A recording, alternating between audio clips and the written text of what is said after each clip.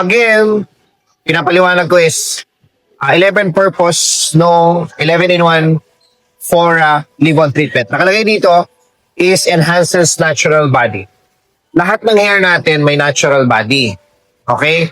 Kahit anong klase pa yan. Ngayon, hindi lang yan lumalabas. Pag mali ang shape, mali ang haircut, mali ang pinagawa mong texture enhancer. Okay? So, anong ginagawa niya? Ini-enhance niya pa ito. Bakit nga naman ini-enhance? Ini-enhance. Kasi nga, inaalagaan niya yung moisture. Pag inaalagaan niya yung moisture ng hair mo, mas maganda yung bagsak. So, pag maganda ang bagsak, mas na-enhance mo yung natural body. But then again, disclaimer sa mga nanonood, kailangan po muna maayos yung haircut. Kailangan muna maayos ng hairstylist kung anong tamang texture ng buhok mo. After maayos yung haircut, after maayos yung texture, doon papasok ito para i-protect yung hair mo sa kahit anong dryness or makakasama sa hair mo. Okay? So again, ulitin ko, enhances natural body ng hair natin. So isa lang yan sa purpose nitong 11-in-1 leave-on treatment.